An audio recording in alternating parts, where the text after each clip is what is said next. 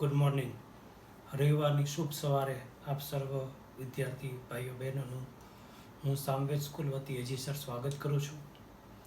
ગઈકાલના લેક્ચરમાં આપણે અનિવાર્ય સંજોગોને કારણે સામેલ થઈ શક્યા નથી, પરંતુ આજે આપણે ગઈકાલનો લેક્ચર જે ડ્રોપ થયો છે એને આપણે પૂર્તિ કરીએ છીએ. તો આજનો જે આપણો ટોપિક છે એ માપનમાં અનિશ્ચિતતા અને વૈજ્ઞાનિક સંકેતો, આ બે બાબતોનો આપણે ખૂબ ભારપૂર્વક અભ્યાસ કરવાનો છે. માપનમાં અનિશ્ચિતતા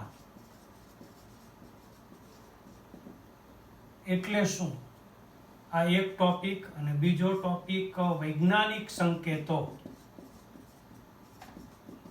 આ બે ટોપિકનો આપણે અભ્યાસ કરવાનો છે. તો આપણે જાણીએ છીએ કે રસાયણ વિજ્ઞાનની પ્રયોગશાળાની અંદર આપણે પ્રયોગો કરતા હોઈએ ત્યારે એમાં કેટલાક પરિણામો પ્રાપ્ત કરવા માટે આપણે સૈદ્ધાંતિક ગણતરીઓ કરવી પડે છે. હવે આ સૈદ્ધાંતિક ગણતરીઓની અંદર આપણને એવી અટપટી સંખ્યાઓ મળે કે જે સંખ્યાને આપણે નિશ્ચિત સ્વરૂપે રજૂ કરી શકીએ નહીં. તો સંખ્યાઓની ચોકસાઈ માટે જે માપનની અનિશ્ચિતતા જોવા મળે છે એ અનિશ્ચિતતાને દૂર કરવા માટે અને ચોકસાઈપૂર્વક વધારે સારી રીતે સંખ્યાને આપણે પ્રદર્શિત કરવા માટે વૈજ્ઞાનિક સંકેતોનો અભ્યાસ કરવો પડે. તમે 11 સાયન્સમાં પ્રયોગશાળામાં આવશો ત્યારે તમે જ્યારે પ્રયોગોને અંતે કેટલાક પરિણામોની ગણતરી કરશો, તુલ્ય ભાર છે, અણુભાર છે, પરમાણુનું વજન છે, અણુનું વજન છે, એની ગણતરી કરવી પડે. વજન પ્રયોગશાળાની અંદર અણુ કે પરમાણુનું શક્ય નથી, પણ એનું ગ્રામમાં વજન આપણે લેતા હોઈએ પદાર્થનું, વૈશ્લેષિક વજન કાંટામાં. એ પણ તમને ટેક્સ્ટ બુકમાં દોરેલો આપ્યો છે. પણ તમે જ્યારે સામવેદ સ્કૂલમાં અભ્યાસ કરવા આવશો ત્યારે આપણી પાસે આધુનિક લેબોરેટરી છે. કેમિસ્ટ્રી, ફિઝિક્સ અને બાયોલોજી ત્રણેય વિષયોની ખૂબ આધુનિક લેબ છે. એમાં આપણે તમામ પ્રકારના સાધનો ઉપલબ્ધ છે અને એમાં તમે એ બધા અભ્યાસ કરશો. તમે ટેક્સ્ટ બુકની અંદર એક બ્યુરેટની આકૃતિ જોઈ છે, એક પીપેટની આકૃતિ જોઈ છે, એક નળાકાર ફ્લાસ્કની આકૃતિ જોઈ છે. આ બધી આકૃતિઓ ભલે અત્યારે તમને એવી લાગતી હોય કે આ વળી કેવું હશે, પણ બહુ મજા આવશે. આપણે પ્રયોગશાળામાં પણ રસાયણ વિજ્ઞાનના વિવિધ પ્રયોગો કરશું.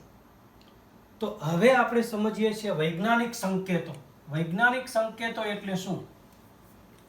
તો તમને નવાઈ લાગશે કે જે અણુ હોય અથવા પરમાણુ હોય એનું વજન બહુ જ ઓછું હોય, પણ એમાં રહેલા અણુ કે પરમાણુની સંખ્યા તમે માની ન શકો એટલું બધું હોય. દાખલા તરીકે 2 ગ્રામ હાઇડ્રોજનની વાત કરીએ તો 2 ગ્રામ હાઇડ્રોજનની અંદર H2 અણુની અંદર રહેલા 2 ગ્રામ H2 અણુમાં રહેલા હાઇડ્રોજન અણુનું વજન કેટલું હોય? તમને નવાઈ લાગશે તો કે 60, 22 અને પછી 20 મીંડા કરવાના. 5, 3, 8, 3, 11, 3, 14, 3, 17 અને 3, 20 મીંડા. આટલા ગ્રામ, 2 ગ્રામ હાઇડ્રોજન પરમાણુમાં એટલા હાઇડ્રોજન અણુની સંખ્યા છે. 2 ગ્રામ હાઇડ્રોજન તમે લ્યો તો એમાં કેટલા અણુ હોય? જો વજન બહુ નાનું છે, વજન કેવું છે? 2 ગ્રામ છે, પણ અણુની સંખ્યા કેટલી છે? તો કે તમે એકમ દશકમાં કદાચ આને ગણી શકો નહીં. તમારે યાદ રાખવાનું, 60, 22 કરીને પહેલા 2 મીંડા કરવાના અને 6 જોડ 3 મીંડાની કરવાની, જેથી કરીને તમે મીંડા ગણવામાં ભૂલ ન કરો. તો 2 ગ્રામ હાઇડ્રોજન અણુમાં રહેલા અણુનું વજન, અણુની સંખ્યા 2 ગ્રામ છે એ હાઇડ્રોજન અણુનું વજન છે, અને 2 ગ્રામ હાઇડ્રોજન અણુની અંદર તમે આટલા બધા અણુની સંખ્યા જો. દાખલા તરીકે તમે 100 ગ્રામ સિંગ લેવા જાઓ તો 100 ગ્રામ છે એ વજન છે, અને એમાં તમે સિંગના દાણા ગણો છો ને એ સિંગના દાણાની સંખ્યા થઈ. તો તમે 100 ગ્રામ સિંગ લ્યો એમાં તમને 150 સિંગના દાણા કે 200 સિંગના દાણા મળી શકે. ઓછા હવે એની બદલે તમે 100 ગ્રામ છે સિંગની બદલે તલ લેવા જાઓ તો 100 ગ્રામ તલ લ્યો તો એમાં કેટલું બધું વજન થાય, કેટલી બધી સંખ્યા થાય. 100 ગ્રામ તમે રાઈ લેવા જાઓ તો એમાં કેટલા બધા રાઈના દાણા આવે. કહેવાનો મતલબ એમ છે કે અણુનું કદ નાનું થતું જાય એમ એની સંખ્યા વધતી જાય છે. એવી જ રીતે એક હાઇડ્રોજન પરમાણુનું વજન, એક હાઇડ્રોજન પરમાણુનું વજન તમારે જો ગણવું હોય તો 0 પછી 23 મીંડા મૂકવાના. 3, 3, 6, 3, 9, 3, 12, 3, 15, 3, 18, 3, 21 ને 2, 23 પછી 166 મૂકવાના. H પરમાણુનું વજન આટલા ગ્રામ છે, એટલે કે 0 પછી એટલે કે 1 ગ્રામનો આટલામો ભાગ. હવે આવી બધી સંખ્યા હોય એ સંખ્યાને તમારે ઘાતાકીય સંકેતોનો ઉપયોગ કરવો પડે, અને આ ઘાતાકીય સંકેતોનો આપણે આનો ઉપયોગ કરીએ તો 6 પછી પોઈન્ટ મૂકીએ તો તમે વિચારો તો આ 20 મીંડા છે, પછી 21, 22 અને 23, એટલે આપણે એવું લખી શકીએ 6.022 ગુણ્યા 10 ઉપર 23 ઘાત અણુની સંખ્યા. આવો જવાબ આવે. શું આવે તો કે 2 ગ્રામ હાઇડ્રોજન માં રહેલા હાઇડ્રોજન અણુની સંખ્યા કેટલી,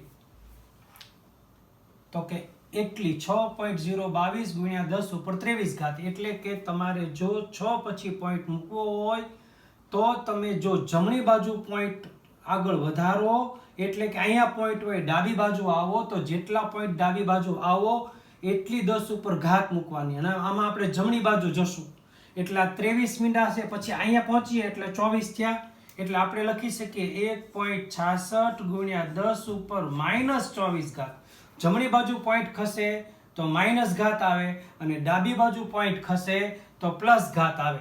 એટલે H પરમાણુનું વજન એટલા ગ્રામ છે, 1.66 ગુણ્યા 10 ઉપર -24 ઘાત જેટલા ગ્રામ. આ બધા એવા મીંડાઓ છે કે જે આપણને કદાચ મજાક લાગે, કોઈને મશ્કરી લાગે, આમાં બહુ કંટાળો આવે. આટલા બધા મીંડા લખવા એની કરતાં હું તમને કહું કે H પરમાણુ H 2 ગ્રામ હાઇડ્રોજનમાં રહેલા અણુની સંખ્યા કયો, તો આટલા બધા મીંડા દોરો એની કરતાં 6.022 ગુણ્યા 10 ઉપર 23 ઘાત અણુની સંખ્યા એમ કહી દો તો હેલું પડે. હું તમને એમ કહું કે હાઇડ્રોજન પરમાણુનું વજન ગ્રામમાં કયો, આ વજન છે, હાઇડ્રોજન પરમાણુનું વજન ગ્રામમાં છે, અને 2 ગ્રામમાં રહેલા હાઇડ્રોજન અણુની સંખ્યા છે. ભેદ સમજજો, એક વજન છે એમાં અણુની સંખ્યા છે, અને એક વજન છે એને આપણે ગ્રામમાં લખ્યું. એટલે આના માટે આપણે ઘાતાંકીય સંકેતોનો અભ્યાસ કરવો પડે, અને એ તમે 8, 9, 10માં ઘાતાંકીય સંકેતોનો અભ્યાસ તો કરી જ ચૂક્યા છો, પણ આપણે સરવાળા, બાદબાકી, ગુણાકાર અને ભાગાકારના જે નિયમો છે એ નિયમોને ટૂંકમાં આપણે જોઈ લઈએ એટલે તમારો ટોપિક છે આજનો એ સરસ રીતે પૂરો થઈ જાય. પછી હું તમને કેટલાક દાખલા હોમવર્કમાં આપું છું. દાખલા તરીકે આપણે પહેલા ગુણાકાર અને ભાગાકારના નિયમની વાત કરીએ. ગુણાકાર અને ભાગાકાર. તો ગુણાકારમાં આપણને ખબર છે કે આધાર સરખો હોય તો ઘાતનો સરવાળો થાય. શેમાં? ગુણાકારમાં. અને ભાગાકારમાં શું થાય? આધાર સરખો હોય તો ઘાતની બાદબાકી થાય. આ આપણે જાણીએ છીએ. દાખલા તરીકે આપણે એમ કહીએ કે 6.12 ગુણ્યા 1.22 એટલે 6.12 ગુણ્યા 10 ઉપર 5 ઘાત ગુણ્યા 6.1 ગુણ્યા 10 ઉપર 6 ઘાત. આમ કરીએ તો આ સંખ્યાનો ગુણાકાર અને આ સંખ્યાનો ગુણાકાર કરવાનો છે આપણે, બરોબર? તો પહેલા શું કરવાનું? તો કે આધાર સરખો છે એટલે ગુણાકારમાં ઘાતનો શું થાય? સરવાળો. એટલે જે આંકડા છે એનો ગુણાકાર એમનું 6.12 ગુણ્યા 6.1. પછી એની અંદર આધાર સરખો છે એટલે ઘાતનો શું કરવાનો? સરવાળો. એટલે આપણે 10 ઉપર 5 ઘાત ગુણ્યા 10 ઉપર 6 ઘાત.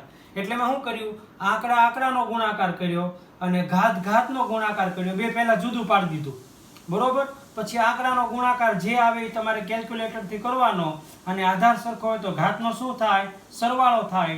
એટલે 5 ને 6 કેટલા થાય? 11 ઘાત થાય. અહીંયા આપણે સમજી શકીએ એવા આંકડા લેવા હોય તો અહીંયા 1.1 અને અહીંયા પણ 1.1 લઈએ. અહીંયા 1.1 અને અહીંયા પણ 1.1 લઈએ તો 11 11 121 થાય. એટલે 1.21 ગુણ્યા 10 ઉપર 11 ઘાત થઈ જાય. આ રીતે તમારે શું કરવાનું? પહેલા આંકડા હોય ને આંકડાનો ગુણાકાર લખવાનો જુદી રીતે, ઘાત હોય ઘાતને તે ગુણાકારમાં જુદી રીતે લખવાનો. પછી આંકડાનો ગુણાકાર જે થતો એ કરી નાખવાનો અને આધાર સરખો છે એટલે ઘાતનો શું કરવાનો? સરવાળો કરી નાખવાનો. હવે આ એક ઉદાહરણ આપ્યું છે તમને. આવા તમે ઘણા, હું અહીંયા હોમવર્ક લખી દઉં, હોમવર્ક, તો તમે આની તમારે પ્રેક્ટિસ કરવાની કે 5.6 ગુણ્યા 10 ઉપર 3 ઘાત ગુણ્યા 3.2 ગુણ્યા 10 ઉપર 7 ઘાત. આ પહેલો દાખલો. બીજો દાખલો 1.2 ગુણ્યા 10 ઉપર 9 ઘાત ગુણ્યા 3.4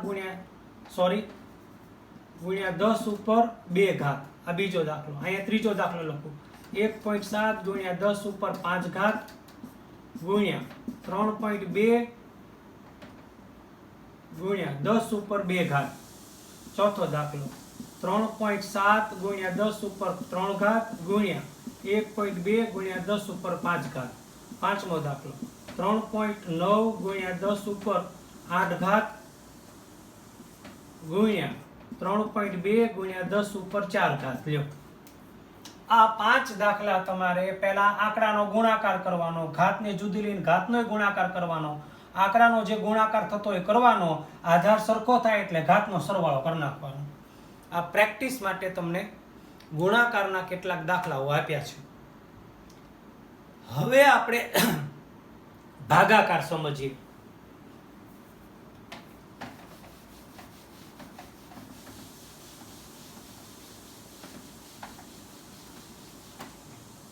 તો ભાગાકાર માટે શું કરવાનું? તો કે ભાગાકારમાં ઘાતની બાદબાકી થાય. ભાગાકારમાં ઘાતની બાદબાકી થાય ક્યારે? આધાર સરખો હોય તો. દાખલા તરીકે 3.2 ગુણ્યા 10 ઉપર 5 ઘાત ભાગ્યા 1.2 ગુણ્યા 10 ઉપર 3 ઘાત. તો તમારે પહેલા ભાગાકાર કરવાનો 3.2 ગુણ્યા 10 ઉપર 5 ઘાત ભાગ્યા 1.2 ગુણ્યા 10 ઉપર 3 ઘાત. પછી 3.2 ભાગ્યા 1.2 કરવાનું ગુણ્યા 10 ઉપર 5 ઘાત છે. એમાં આધાર સરખો છે એટલે ઘાતની શું કરવાની? બાદબાકી કરવાની, એટલે -3 કરવાની. 5 ઘાત છે ને ભાગાકારમાં 10 ઉપર 3 ઘાત છે એટલે ઘાતની બાદબાકી થાય. એટલે 3.2 ને 1.2 વડે ભાગો, એ જે જવાબ આવે એને ગુણ્યા પર 10 ઉપર હવે કેટલી ઘાત વધે? 2 ઘાત વધે.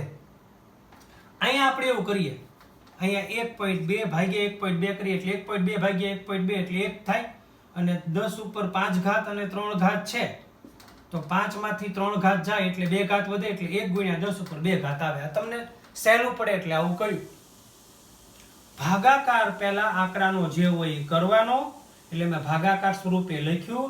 પછી આંકડાનો ભાગાકાર કરવાનો, આધાર સરખો છે એટલે ઘાતની બાદબાકી કરવાની. આ ભાગાકારનું મૂલ્ય 1 આવે